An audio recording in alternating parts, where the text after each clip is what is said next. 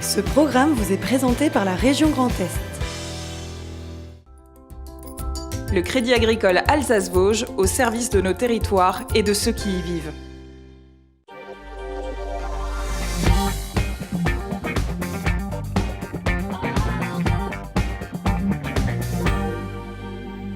Bonsoir à toutes et à tous, je suis ravi de vous retrouver pour une nouvelle émission de 24 heures en Alsace, une heure d'actualité régionale en direct comme chaque soir de la semaine.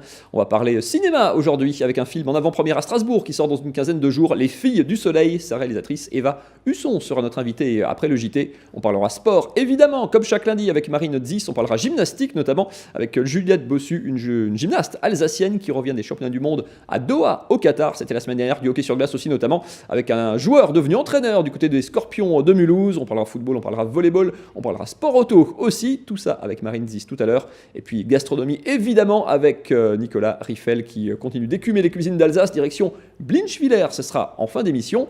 Tout ça est au menu de ces 60 prochaines minutes. On commence bien sûr, comme chaque soir, par les infos. Le JT vous est présenté par Anna Britz.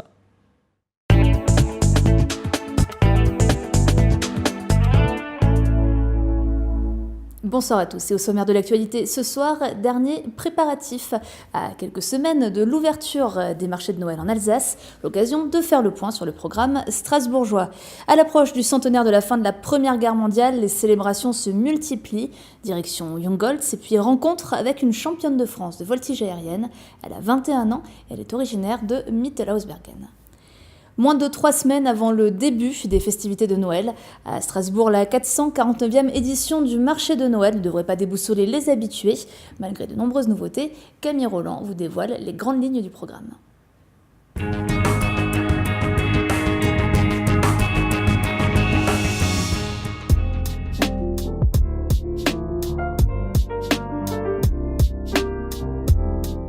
Le cœur de Noël, Noël magique, Noël autrement, Noël secret. 4 déclinaisons pour 4 fois plus de Noël à Strasbourg cette année. Son roi est bien sûr le sapin et il trône déjà place Kléber, mais il sera accompagné cette année d'une patinoire et de chefs réfugiés qui feront déguster leurs spécialités.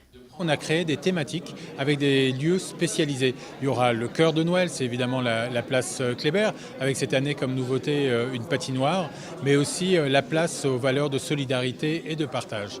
C'est bien sûr le Noël magique et c'est plus généralement le marché de la place de la cathédrale et de la place Broglie, avec comme nouveauté notamment des chants de Noël tous les jours, tous les samedis et dimanches, de 15h à 17h.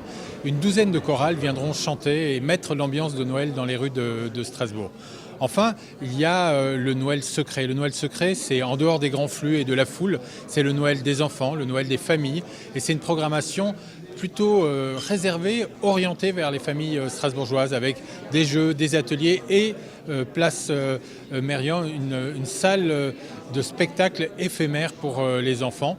Autres exemples de nouveautés cette année, une course de Père Noël à roller le 4 décembre.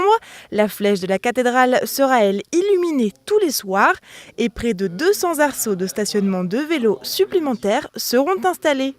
Dans l'univers de Noël autrement, le marché off place Grimeisen reconduit ses activités cette année avec des nouveautés. On a voulu tourner un marché plus particulièrement vers l'économie sociale et solidaire, le commerce équitable, parce que l'Alsace est un des territoires les plus performants de France sur le commerce équitable et l'économie sociale et solidaire. Sur le marché off, en plus de tous les petits artisans locaux et des produits de créateurs locaux qu'on a chaque année, on aura un sapin numérique assez original qui sera participatif, que vous pourrez découvrir. Et tous les soirs, aux alentours de 18h, il s'animera et fera des propositions. On aura des séances de coaching alimentaire, on va accompagner les famille pour trouver comment on peut acheter local et faire des produits, cuisiner des produits de manière assez simple et équilibrée pour sa famille. Faire de la nouveauté et attirer toujours les touristes, c'est l'objectif. Mais une fois encore, cela ne va pas sans contrainte de circulation notamment. Sur les 4 millions d'euros de budget, 800 000 sont dédiés à la sécurité. Rendez-vous donc le 23 novembre pour le lancement des festivités en présence des parrains et marraines de l'événement, Vincent Niclot et Jeanne Manson.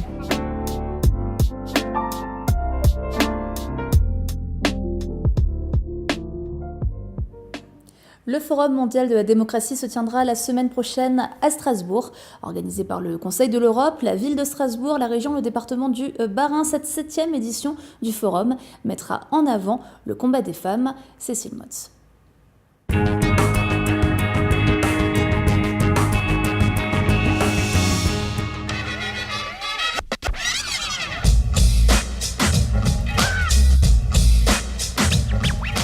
Après l'éducation et le populisme, le Forum mondial de la démocratie va tenter de répondre à une question cruciale pour ses organisateurs, la place de la femme dans la démocratie.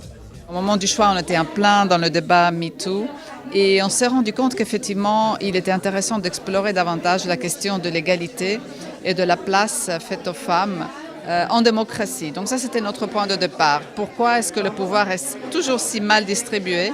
Et pourquoi est-ce que la question de la violence et stéréotypage des femmes est aussi présente dans nos débats aujourd'hui? Nous voulons comprendre si dans d'autres parties du monde, et c'est un peu le but du forum, il y a des expériences qui se font pour corriger ce trait qui évidemment pénalise les femmes. Trouver des solutions, c'est l'objectif. Table ronde, session plénière ou encore laboratoire d'idées se tiendront au Conseil de l'Europe. Différents formats pour questionner ce sujet d'actualité en présence d'invités comme Marlène Schiappa, la secrétaire d'État chargée de l'égalité entre les femmes et les hommes. En parallèle, un autre programme vient faire écho à celui du Conseil de l'Europe, c'est le Forum de la démocratie dit OFF. Plusieurs rendez-vous seront donnés dans différents lieux de Strasbourg avec un seul but. L'objectif, c'est d'arriver à questionner la place de la femme dans la société aujourd'hui, questionner la question de l'égalité femmes-hommes. Pourquoi aujourd'hui, même en France, dans le monde, forcément, on n'est pas encore à l'égalité entre les femmes et les hommes, que ce soit dans le monde économique, dans le monde politique, et plus grave encore, questionner la question de la violence faite aux femmes et la question des agressions, des viols dans certains pays. Dès le 14 novembre, les Strasbourgeois pourront participer à quelques 40 manifestations telles que des expositions, projections de films ou encore théâtre-forum. À noter cette année que le Forum de la démocratie donnera une place de choix à la liberté d'expression et au journalisme. L'édition 2018 rendra hommage à la journaliste maltaise assassinée, Daphne Caruana Galizia.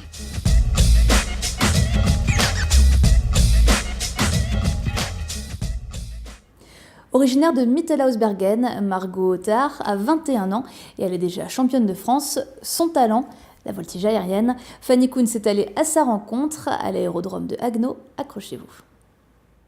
Minutieuse et concentrée, Margot vérifie son avion dans les moindres recoins. La jeune Alsacienne de 21 ans est championne de France de voltige aérienne. Elle se prépare au décollage. Elle n'a que 7 ans lorsqu'elle voit la patrouille de France survoler le port de Marseille, mais ce jour-là, Margot se voit déjà assise aux commandes d'un de ses prestigieux avions. Après un baptême de l'air, elle s'inscrit dans un club d'aéronautique. Elle passe son brevet de pilote privé à l'âge de 17 ans et depuis, sa passion, c'est la voltige. On va faire des figures avec l'avion, un peu comme un patinage artistique si vous voulez. On est dans un box, donc un cube d'1 kilomètre d'arête. Et donc on met l'avion à peu près dans tous les sens. Au niveau du physique, c'est plutôt difficile avec ce qu'on appelle les G, positif ou négatif. Donc physiquement, supporter ça, c'est assez difficile. Ensuite, il y a pas mal de concentration puisque ça reste un sport assez dangereux, on va dire. On met quand même l'avion dans des positions inusuelles. Tout ce qu'on ne fait pas en vol normal, tout ce qu'on interdit en vol normal, là on le fait avec un avion de voltige. Il est également fait pour. Mais effectivement, ça demande quand même de la concentration. On se prépare avant le vol pour qu'il n'y ait aucune surprise ensuite en vol en fait. Margot est prête à décoller. Après quelques minutes, la jeune pilote s'élance et enchaîne les figures avec calme et concentration.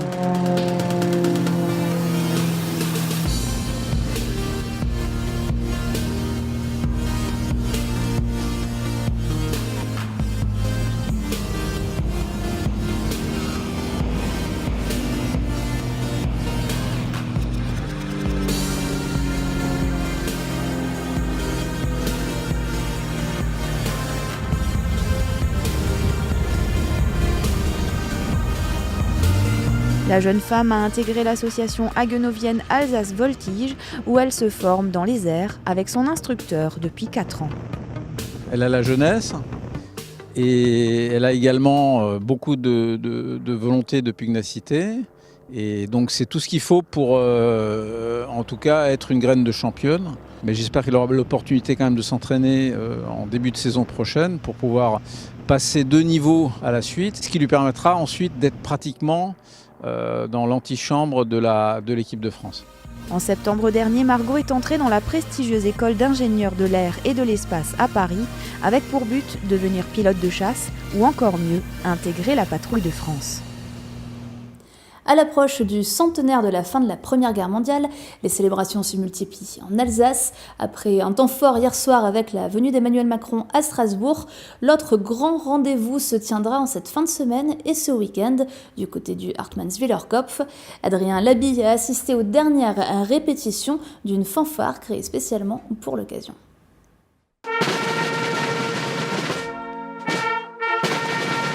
100 musiciens pour le centenaire de l'armistice. Tous sont réunis à Jungholz pour une dernière répétition avant la commémoration officielle. Dirigée par Fabien Jordan, la fanfare civile assurera l'aspect musical de la cérémonie militaire au Hartmannswiller Kopf. Pour le président de Mulhouse Alsace Agglomération, il s'agit d'impliquer les citoyens au cœur de l'événement. C'est symboliquement très fort de réunir ses habitants sur une commémoration et surtout de les y associer parce que c'est une commémoration qu'on porte tous ensemble et symboliquement c'est vraiment très fort. Venus d'une dizaine d'ensembles des communes environnantes, tous travaillent depuis des mois pour jouer une même partition. Notre grande difficulté, ça a été déjà de trouver un credo pour nous permettre de nous réunir et de travailler tous ces morceaux. On a quand même un certain nombre de fanfares avec des gens avec des habitudes différentes. Donc on a dû travailler dans ce sens-là pour mettre nos capacités musicales en commun et arriver à faire une prestation de grande qualité. Au dernier rang parmi les cuivres, le député Raphaël Schellenberger. Mais aujourd'hui, ce n'est pas l'élu qui s'exprime, c'est le musicien. Pour l'ensemble de la centaine de musiciens amateurs et bénévoles, c'est un honneur de jouer là-haut, jouer ensemble dans une formation aussi complète. Là, se retrouver ensemble, faire ça sur ce lieu symbolique de la Grande Guerre, je pense que c'est pour chacun une fierté. Oui. 2. Au programme de la fanfare, des œuvres en lien avec la Grande Guerre, Sambre-et-Meuse, le défilé des bataillons, Alte Kameraden, mais aussi les hymnes français et allemands. Ce que nous souhaitons donner comme exemple, c'est l'Europe des peuples et la relation franco-allemande à travers l'amitié et la coopération. Un symbole d'espoir et de réconciliation pour clore ces 4 années consacrées à la mémoire de celle qui aurait dû être la DER des DER. Pour entendre la fanfare, rendez-vous samedi après-midi au Hartmannswiller Kopf. À Paris, le Salon international du patrimoine culturel accueillait il y a quelques jours de nombreuses entreprises. Cela se passait au Carrousel du Louvre. Parmi elles, 5 Alsaciennes venues montrer leur savoir-faire et leur création. Nora Bouriois.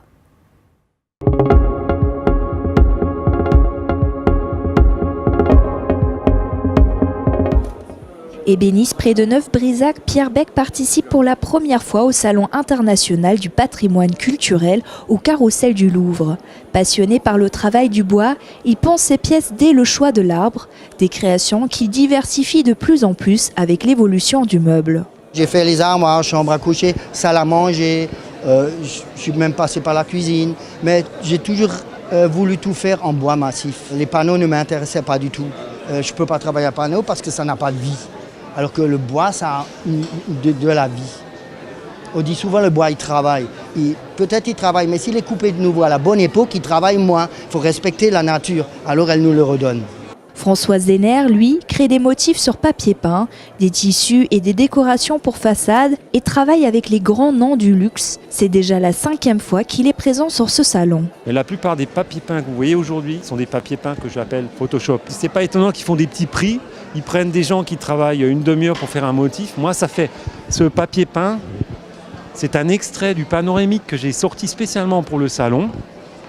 Il fait 4 mètres de long sur 2,50 m de haut. J'ai 3 mois et demi de dessin et de travail de couleur. Alors vous me trouvez un fabricant de papier peint aujourd'hui qui a quelqu'un qui travaille 3 mois et demi à vide sur un panoramique, cherchez. Fréquenté par des professionnels des bâtis historiques et des connaisseurs, ce salon est un excellent vecteur pour ces artisans de se faire connaître en dehors de l'Alsace. RGDS, partenaire des Alsaciens qui s'engagent. Et on finit ce JT avec l'image du jour d'Oliviane.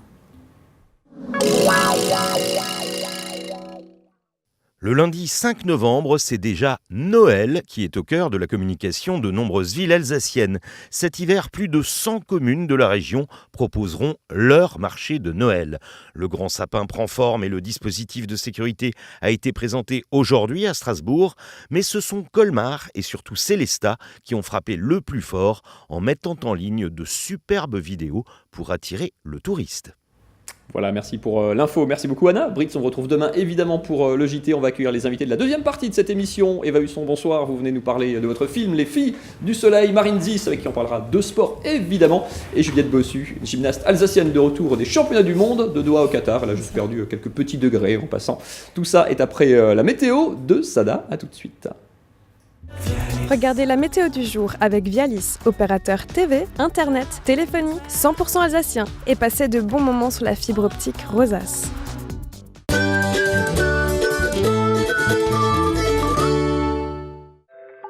Bonjour à tous et bienvenue sur Alsace 20, je suis ravie de vous retrouver et en ce mardi, c'est une journée plutôt sympathique qui vous attend dès votre réveil. Alors certes, quelques petits nuages en Alsace ou près de Bâle, mais rien de méchant et regardez, nos voisins de la région du Bas-du-Wurtemberg profiteront d'un soleil dès l'aurore. Les valeurs dès la matinée, elles seront agréables, 7 degrés si vous êtes à Saverne ainsi qu'à Kehl, 8 degrés ce sera de Wissembourg en passant par Strasbourg, on retrouve 8 degrés à Bâle ainsi qu'à Mannheim, 10 degrés ce sera la maximale en Alsace si vous êtes dans le Haut-Rhin et 11 degrés à Fribourg. On passe à l'après-midi, toujours plus de soleil en Alsace, toujours quelques petits nuages si vous êtes près de Bâle, mais rien de méchant. Et les valeurs dans l'après-midi, regardez, il fera 20 degrés dans le Haut-Rhin ainsi qu'à Fribourg, 21 la maximale prévue à Pratteln, 19 degrés à Strasbourg jusqu'à Kehl et 18 degrés si vous êtes dans le nord du Bas-Rhin. On passe à votre journée de mercredi, toujours très agréable avec des températures qui sont également très agréables puisqu'il fera jusqu'à 18 degrés si vous êtes près de Bâle. En ce mardi 6 novembre, nous célébrons les Léonards. Bonne fête à tous, le soleil se lèvera à 7h22 pour nous dire au revoir à 17h01. Je vous souhaite un excellent moment sur Alsace 20 et à demain.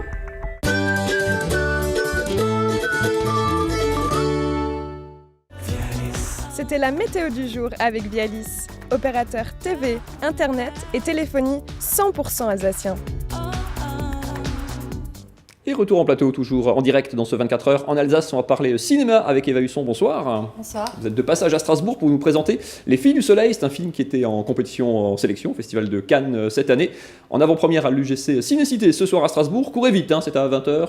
Et des poussières. Exactement. Sinon, il faudra attendre une petite quinzaine de jours. Ça sera le 21 novembre. C'est pas trop long. On va avoir la bande-annonce dans un instant. Vous nous emmenez dans la guerre en Syrie il y a 4 ans à peu près. Alors vous avez... Le nord de l'Irak. Au nord de l'Irak, pardon. Pourquoi j'ai dit Syrie? C'est la guerre syrienne. Vous avez changé les noms et les noms des personnes, des endroits, mais on se projette évidemment dans ce conflit qu'on a suivi, alors de loin peut-être ou de trop loin. C'est quoi? On suit une reporter photographe qui suit sur le terrain une unité de femmes combattantes. C'est quoi? C'est un thème comme un autre, entre guillemets, au cinéma, ou non, c'est forcément particulier, ça représentait quelque chose pour vous? Assez loin d'être un thème comme un autre, puisque en faisant mes recherches, je me suis aperçue qu'il n'y avait jamais eu de film en fait, sur des femmes combattantes, fait par des femmes encore moins. Donc c'est loin d'être un thème comme un autre. Le genre du film de guerre est traditionnellement réservé au territoire masculin. Et le truc, c'est qu'en fait, les femmes aussi vivent la guerre autant que les hommes. Et je trouvais ça passionnant de le raconter, en fait. Alors on suit justement cette unité de femmes combattantes, on suit notamment Bahar, une jeune femme, elle était avocate, sa famille est brisée par la guerre, elle se retrouve combattante, arme à la main contre les troupes de l'État islamique. Bande annonce.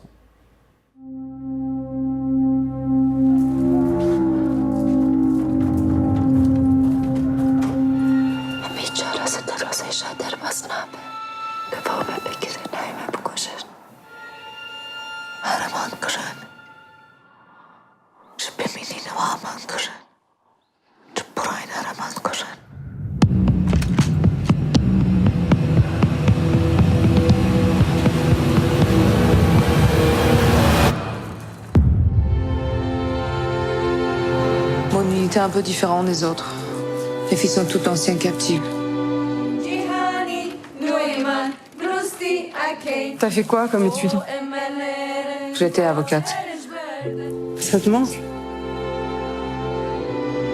C'est pas ce qui me manque.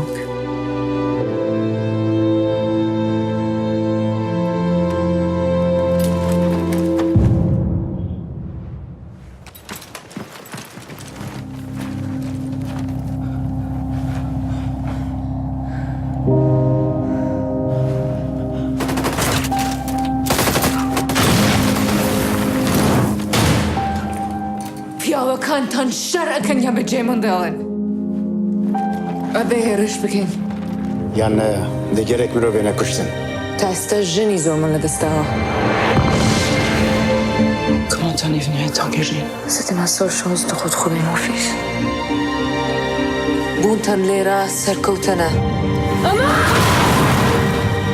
وهر خشكي كي زنداني من جنگا ورد لديك بوا. كي دبيتا نمونا.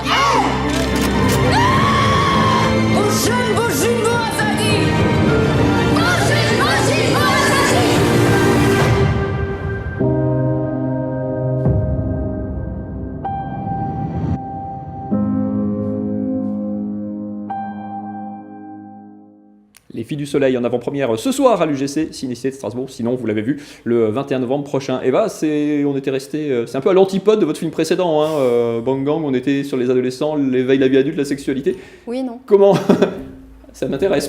C'est quoi le déclic déjà qui vous a fait vous intéresser à ce conflit? Je pense que Bang Gang était aussi une réaction aux années 90 avec cette espèce de vide politique terrible que je chantais moi autour de ma génération. Après, moi, j'ai une histoire familiale particulière. Mon grand-père était soldat de l'armée républicaine pendant la guerre civile espagnole. Il s'est engagé en 36 à 16 ans. Il a été parmi les premiers résistants, puisque les Espagnols formaient en fait la résistance française. Et ça imprime une marque très très forte sur le rapport à l'engagement, le rapport à l'idéal. Et moi, ça fait plusieurs années en fait que je suis en train de regarder ce qui se passe dans le monde et que je me dis que les choses ne vont pas très très bien.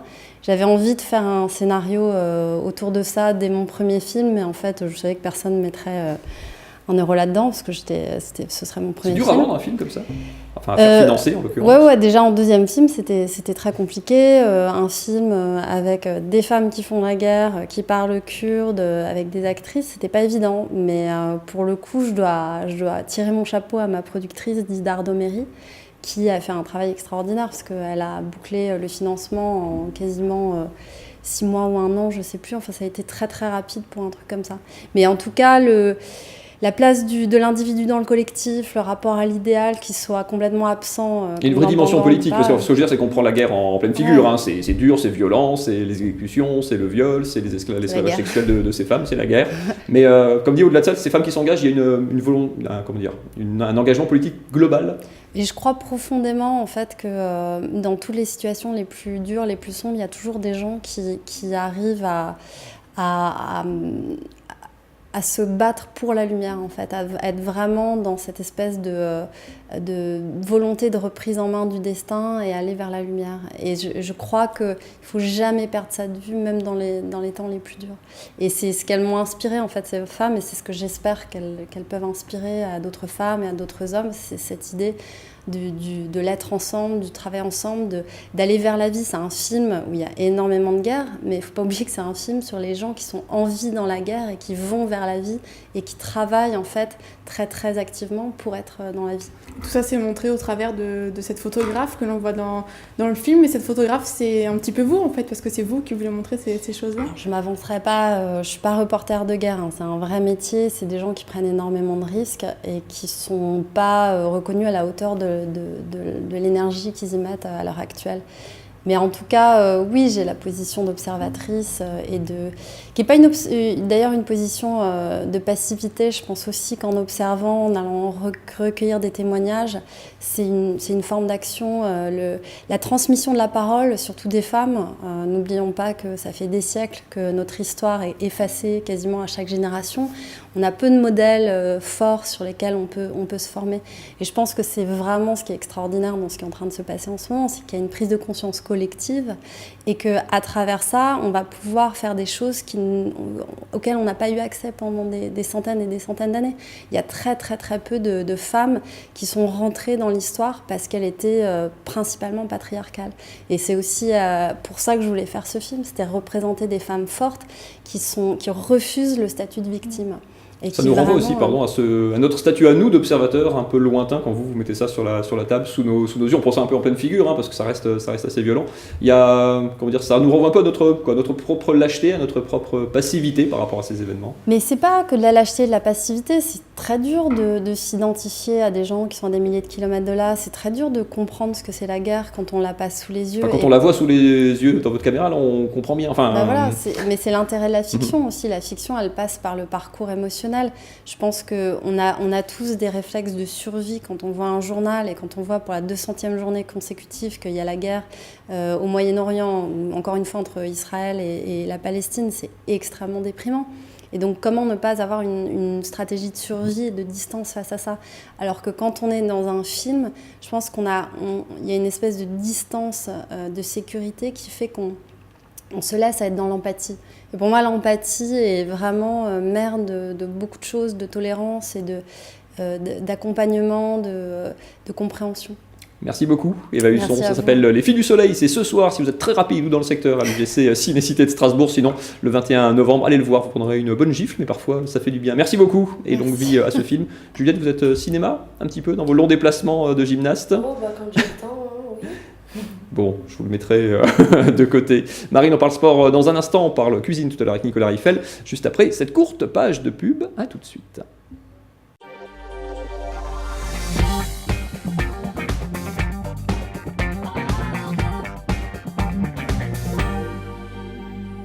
Et le lundi, c'est sport sur Alsace 20. Tout ça est avec Marine Zis et notre invité. C'est tout de suite.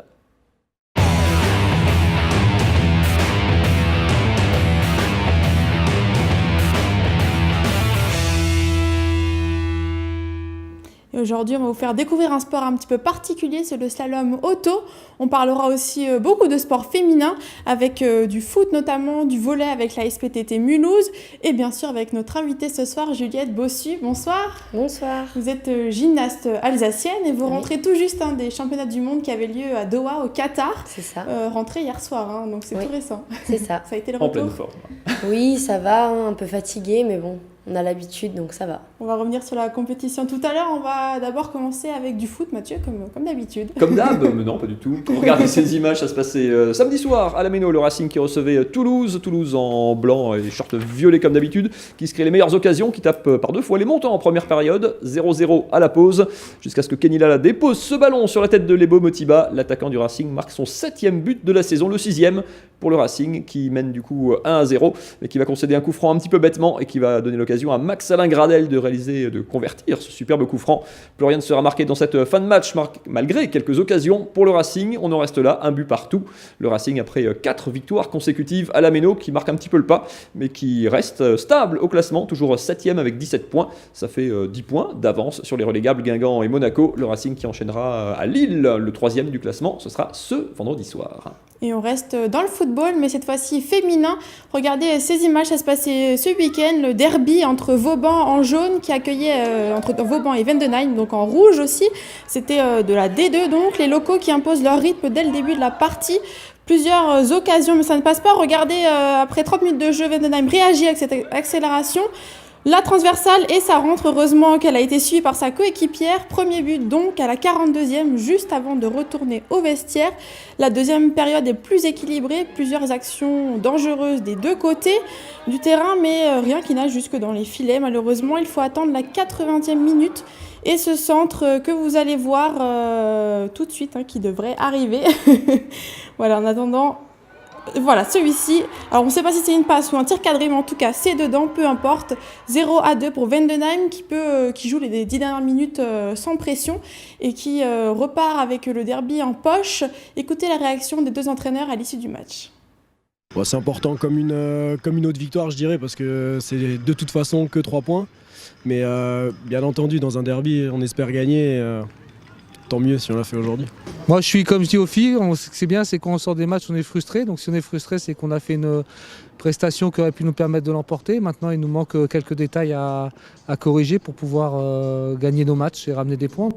On reste dans le sport féminin, direction Mulhouse pour le volleyball, le début de saison de l'ASPTT qui est plus que réussi. Les volleyeuses mulhousiennes, championnes de France il y a 2 ans, qui ont passé un tour de Ligue des Champions mercredi dernier, qui remettaient ça en championnat cette fois-ci. Regardez ces images, ça se passait samedi soir au Palais des Sports, ça c'est un peu de réussite. Le ballon qui retombe, qui se prend dans le filet, qui retombe côté opposé, en face en blanc et noir, c'est Marc Ambarel, un promu, mais qui a accroché plusieurs équipes de haut de tableau en ce début de championnat. Mais les mulhousiennes sont impériales en ce début de saison.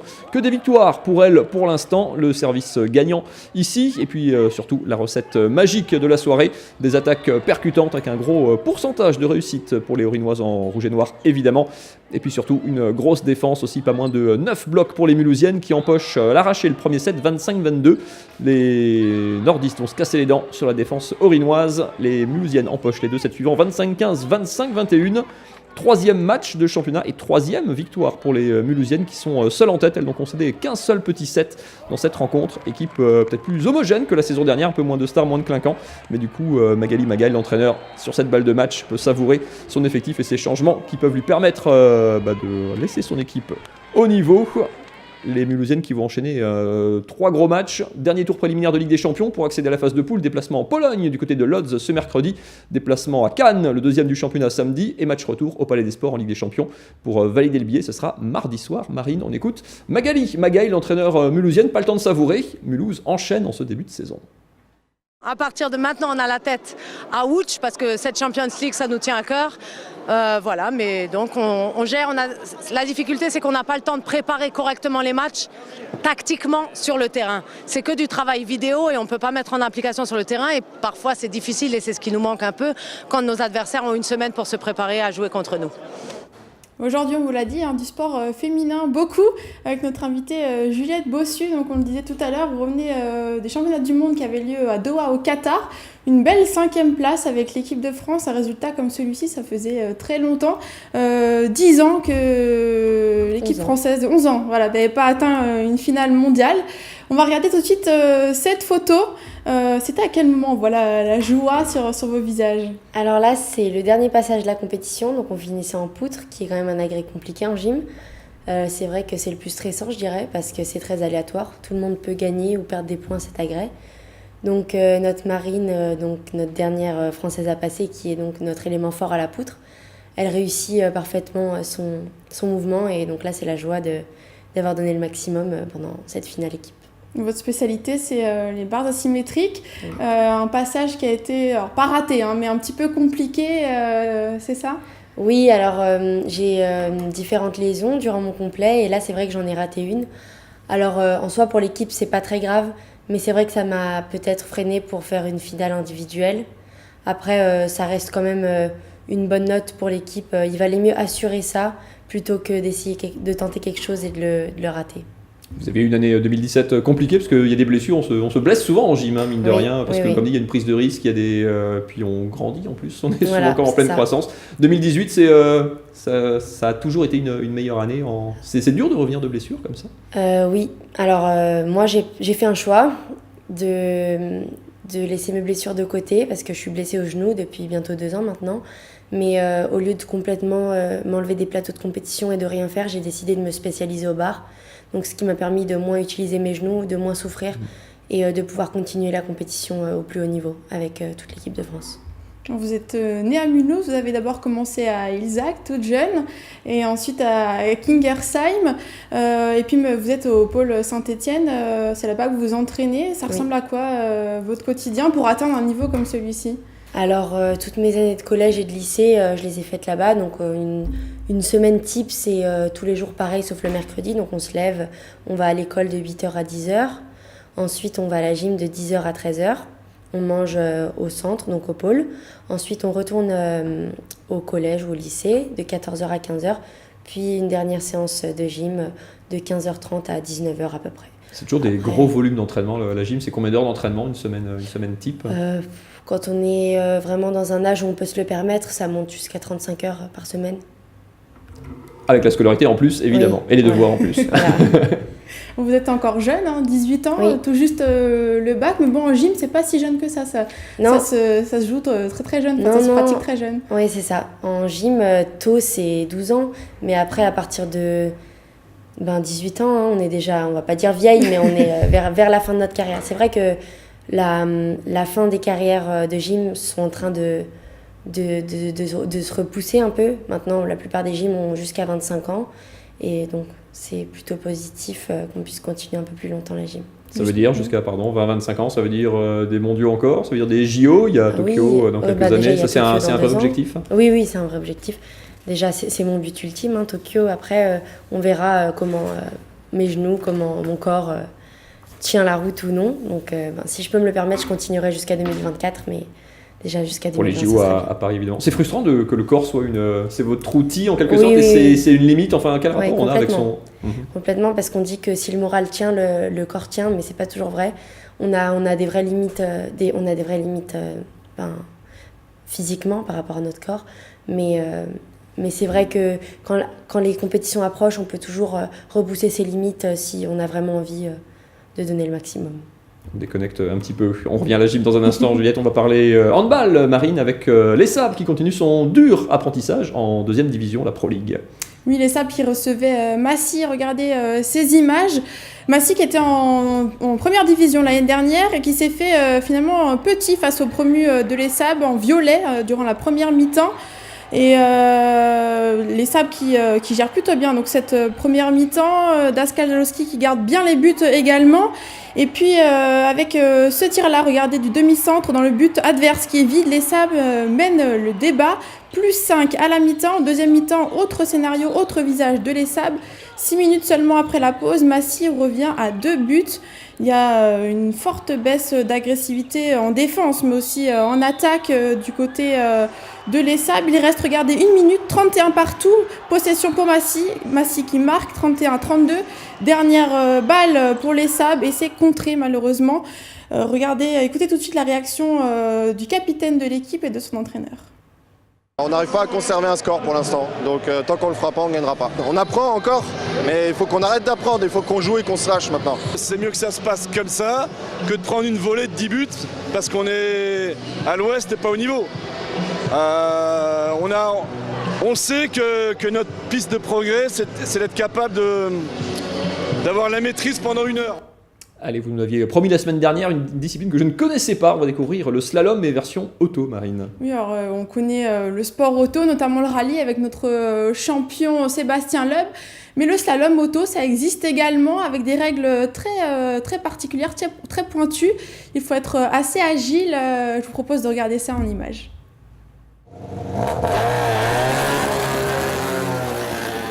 A priori pas très impressionnante, les pilotes sur ces images roulent entre 60 et 70 km/h. Cette discipline est pourtant assez technique. Les concurrents doivent slalomer entre des chicanes. Si elles sont ratées, tombées ou touchées, elles entraînent une pénalité sur le chronomètre. Autre particularité du slalom, on retrouve tout type de voitures sur les courses.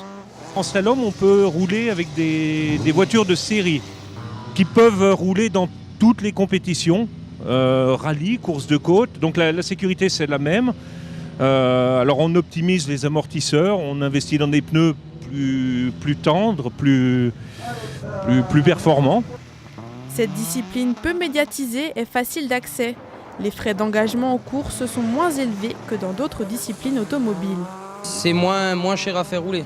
On achète 4 pneus, on peut faire une saison complète, ce qui n'est pas du tout le cas en rallye.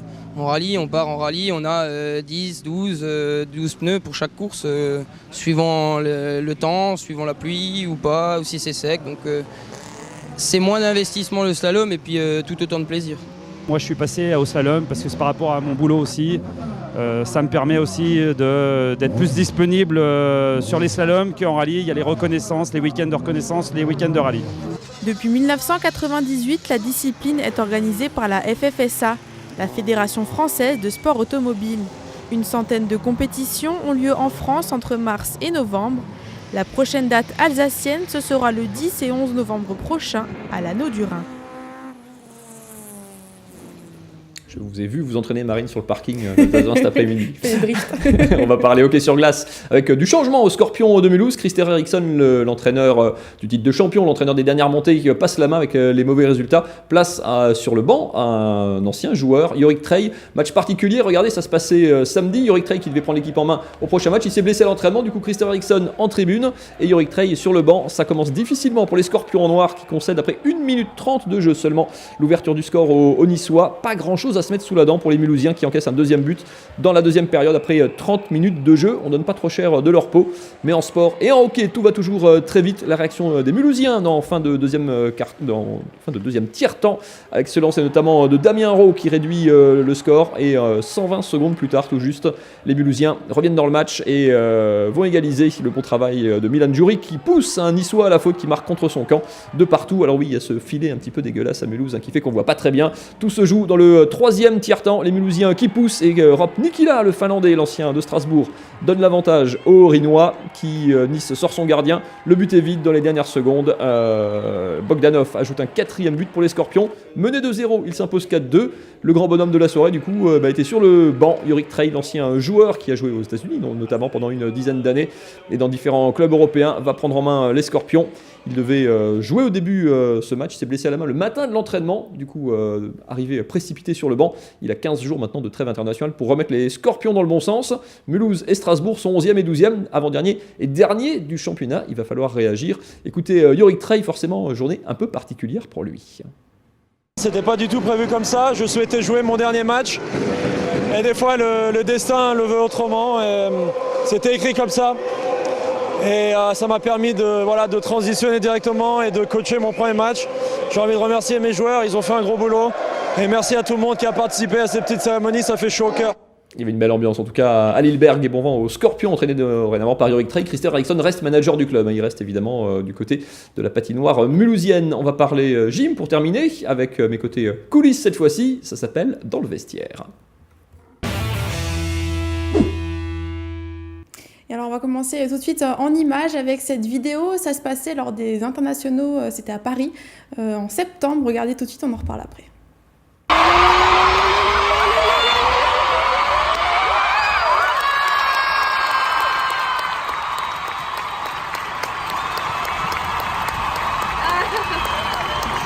Alors on connaît les célébrations en foot quand on marque un but, mais celle-ci, il y en a aussi en gym apparemment alors. Alors non, il n'y en a pas, c'était un petit défi, tout simplement. Si je réussissais ma finale, je devais faire le petit signe d'Mbappé, alors bon, voilà. Et alors quand c'est en échec, j'imagine qu'il n'y a pas de petite pause comme ça. Non, on évite. Alors on le disait tout à l'heure, vous avez commencé à 2 ans, la gym à Ilzach, puis à Kingersheim. Justement, sur leur site internet, il y a 4 ans à Kingersheim, j'ai pu lire ça. Regardez, vous le disiez dans une interview que l'agré sur lequel vous étiez le moins à l'aise, c'était les bars. Oui. Et aujourd'hui, c'est votre spécialité. Qu'est-ce qui s'est passé? J'avais très peur. Très peur au bar. J'avais plein de ce qu'on appelle des blocages. J'arrivais pas à me lancer dans certains éléments qui étaient basiques. Donc on est obligé de faire pour pouvoir évoluer en gym. Et en fait, le jour où j'ai réussi à me débloquer, à essayer de prendre du plaisir au bar et ne pas être tout le temps dans la retenue, dans la peur, j'ai réussi à prendre plaisir et voilà. Mais comment est-ce qu'on débloque cette peur? Parce que c'est quand même assez impressionnant, il y a de la vitesse, on risque de tomber quand on change de bar parce que les 2 bars sont pas au même niveau. Comment est-ce qu'on passe ce cap-là? Alors c'est juste de l'entraînement, sincèrement, vraiment, c'est juste de l'entraînement, de la répétition. Plus on en fait, moins on a peur. Et puis aussi avec l'âge, parce que c'est vrai que la gym, c'est un sport très précoce. Et quand on est petit, on a tendance à avoir plus peur, à être moins mature et avoir plus peur à certains éléments, à tomber, tout ça. Maintenant, on relativise, il y a des tapis en dessous. Et puis, quand on sait faire, on peut pas vraiment se faire mal sur une chute basique. Si on sait tomber correctement, normalement, il n'y a pas de risque. Vous étiez réticente à l'idée d'aller dans un pôle, de quitter la région. Vous êtes allée tardivement parce que le centre, le sport-études, là où vous étiez, a fermé en fait à Wittenheim. Et du coup, vous êtes allée à Saint-Étienne. C'est pas trop dur de quitter sa région, sa famille, ses amis Si, pour moi, personnellement, ça a été très dur. Je suis très proche de tous les membres de ma famille et de dormir dans une famille d'accueil, de ne pas les voir tous les jours, ça a été très dur pour moi, oui. Il nous reste une petite minute avant de se séparer. La suite, on pense toujours à ses études en même temps ou c'est toujours le sport? Oui, hein, la gym, c'est pas un sport qui paye, c'est pas un sport avec lequel on peut gagner sa vie. Alors, c'est important les études. Je fais des études de journalisme actuellement, une prépa, et il faut pas que je lâche parce que une fois qu'il y aura plus de la gym, il faudra bien se... Vous viendrez parler de gymnastique sur Alsace 20. Marine vous emmènera. Voilà, Marine, au revoir. Merci beaucoup, Juliette, en tout cas, d'être venue sur ce plateau ce soir. Vous disiez que vous avez un break 3 jours. Et vous avez dit c'est long. Oui, c'est long. Hein. On a une semaine à Noël, une semaine en grandes vacances. Donc, c'est les vacances qu'on a dans l'année. Donc, 3 jours en plein milieu de l'année, comme ça, sans raison, c'est beaucoup pour nous. Merci beaucoup en tout cas et bon vent pour la suite de votre carrière. Marine, on se retrouve lundi prochain évidemment pour parler sport. La suite de ce 24 heures en Alsace, c'est bien sûr Grain de Sel. Nicolas Riffel vous emmène dans les cuisines d'Alsace, direction Blitzwiller.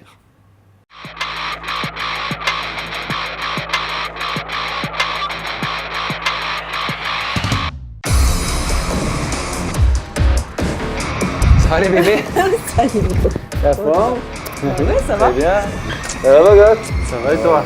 Sylvie, c'est pas la première fois que je viens avec les caméras de Grain de Sel. On était là en quelle année? En 2013. 2013. Maxime, derrière la cam, tu confirmes? En 2013, on avait fait une petite recette en tête-à-tête. Oui, alors on avait fait, c'était un nem de rhubarbe avec un compoté de fraises où tu t'es brûlé parce que tu étais tellement gourmand que tu as tout de suite croqué. J'y suis allé trop vite, exactement. Et c'était la première émission derrière la caméra de Maxime en plus, c'était chez la vous. première, oui. Alors si je reviens aujourd'hui, c'est qu'il y a de la nouveauté aussi et on le voit parce qu'il se ressemble un petit peu quand même. Kevin, qu'est-ce que tu fais ici? Bah, Qu'est-ce qui s'est passé? Ça fait 5 mois que je suis revenu à la maison. Ouais. Et j'ai fini un peu de partir à droite à gauche et j'ai voulu un peu me poser avec papa et maman. Ouais. Et maintenant on travaille ensemble depuis 5 mois et on fait avancer la chose tout doucement. Tu es passé par quelle maison? J'ai commencé mon apprentissage au Frankenbourg à l'Avancelle, après chez Olivier Nasty au Chambas. Et après, j'ai fait des saisons, Courchevel, Saint-Tropez, et après Luxembourg, Jura. Ça fait combien d'années que vous avez ouvert avec Gilles On a la 15e année. 15e année. Ouais. Et tu travailles seul en cuisine. Tu travaillais maintenant. Tu vois, je encore. Oui, non, je travaillais seul en cuisine et Gilles était seul en salle. Donc on faisait vraiment l'entreprise à deux et donc on avait encore une aide pour la vaisselle derrière. Et c'est vrai que au bout de 15 ans, ça doit te faire du bien d'avoir... Pour la petite histoire, elle avait même mis un miroir en cuisine pour de temps en temps croiser. On va se sentir seul. Maintenant j'ai la noix de coco Wilson. C'est vrai, le fameux Wilson. Non, et puis c'est vrai que avec Kevin, j'attendais son retour avec impatience. Hein. Ouais. Et c'est vrai qu'on est complémentaires tous les deux.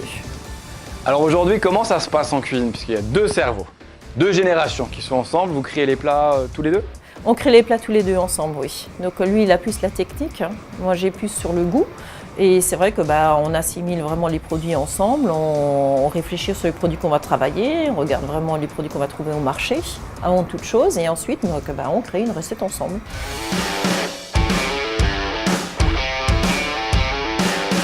Alors nous allons préparer une recette, une toute nouvelle recette qui est sur la carte depuis quelques jours. Donc c'est des ravioles de boudin noir avec une compotée de coin et une émulsion au riz fort. Du coup, on a les pâtes à ravioles, du jaune d'œuf, c'est juste pour souder la raviole. Du coup là on a préparé la farce, boudin noir, livèche, échalote et ail fait juste sauter à la poêle. Là on va poêler les ravioles, on fait juste une légère coloration blonde, on les retourne, pareil de l'autre côté, et après on rajoute notre bouillon dedans et on va mettre un couvert pour les cuire à la vapeur.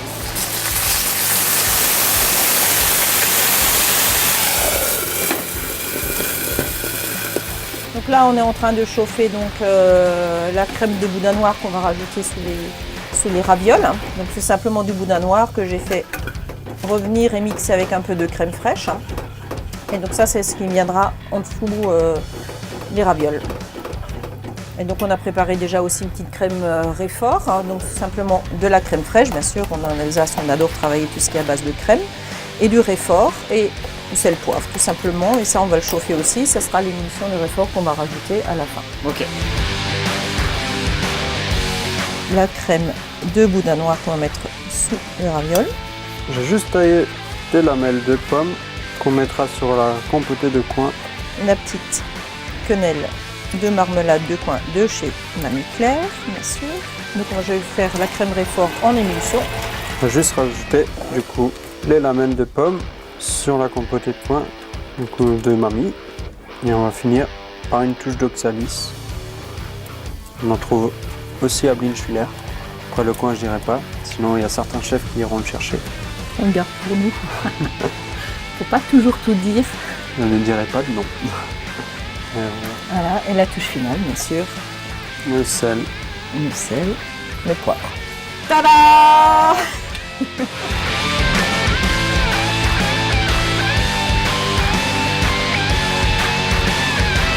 Surtout, ne soyez pas sages.